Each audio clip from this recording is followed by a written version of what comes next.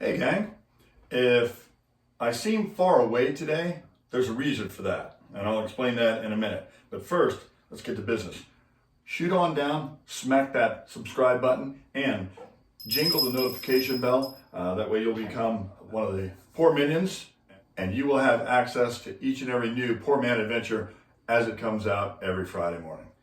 Hey gang, welcome back to the Pour House. Thanks for checking back in. One problem is I have forgotten to name this cocktail. I'll be right back.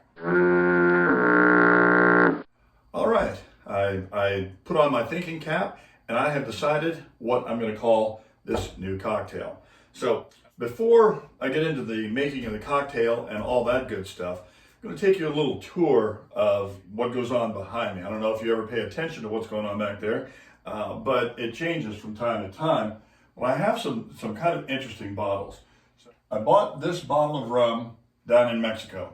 Never tried it, and well, I've probably had it for, I don't know, 7, 8, 9 years. I've got the same thing with this bottle of tequila. I've got a bottle of Reposado tequila I've never tried, but one of these days I'm going to open it up, and I'm going to do this with all these guys. This bottle here I've had for 20 years. I paid 300,000 rupees for it in Romania. I have no idea what it is, but one of these days I'm going to open it up, I'm going to taste it, and then I'll make a cocktail out of it. And I'll do the same thing with those others as well. I've got a couple of really nice bottles of rum here on either side of it. I've got some Mount Gay 1703, and then I have the Florida Cana that were both given to me as gifts, and obviously somebody likes me because that's good stuff. And so anyway, I also have this bottle of tequila down on the bottom that one of the Rotary groups, my San Diego Rotary, used to go down in Mexico, and we would take blankets and food and you know boxes of food and stuff, and then at the end we would do a party and they would make carne asada, and they always had their own homemade tequila that they would make, and it would always have a rattlesnake in it. And don't ask me why, but it never burned. It was always really good tequila, so they knew what they were doing. So I'll do something with that in a future show too. So besides that, one of these days I'll do some shows with all these, and it should be a lot of fun. All right, moving on.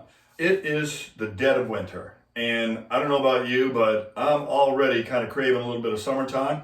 So what we're going to do today is we're going to make a summery kind of drink, and as a Grand Ambassador for Infused, they will send me a bottle of their finest. So this last delivery, we got grapefruit vodka, grapefruit infused vodka. So we're going to use that today, and the name of our beverage is going to be called the Summertime Whiff, as a whiff of summertime, because your old pal PourMan is kind of tired of the cold, and I want to feel a little summer, even more some blue for the occasion. Real simple drink, and you know the rule. So we're going to start it off, and we're going to do 2.5 ounces of our infused grapefruit infused vodka. So there we go. We're going to do, oh dear, that is certainly alcohol abuse. As a result, we're going to have to make up for that. All right.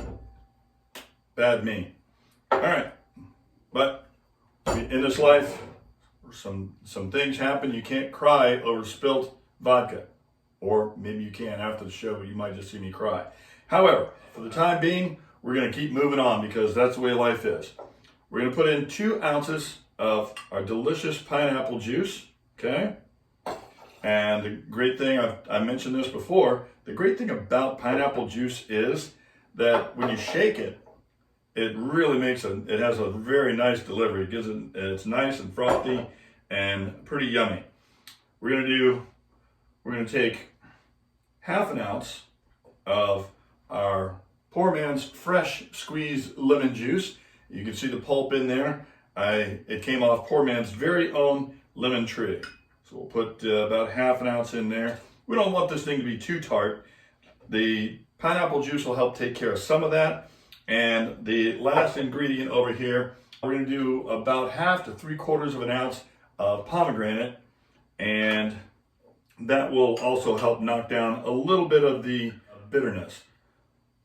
So see, very simple, Easy ingredients, easy to find stuff.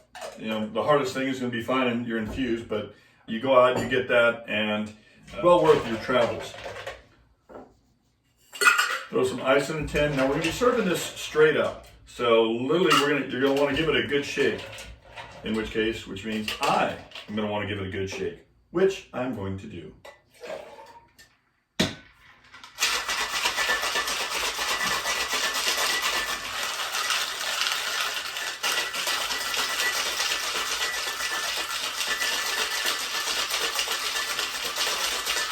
Give it a real good shake in there.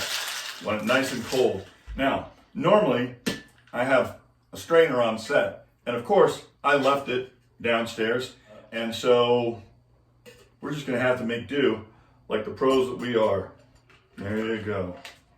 All right. Not my best effort, but it's gonna taste good, and I also have in it my very own Surfside Sips straw. Thank you, Sir Andrew. And for you, the summertime whiff.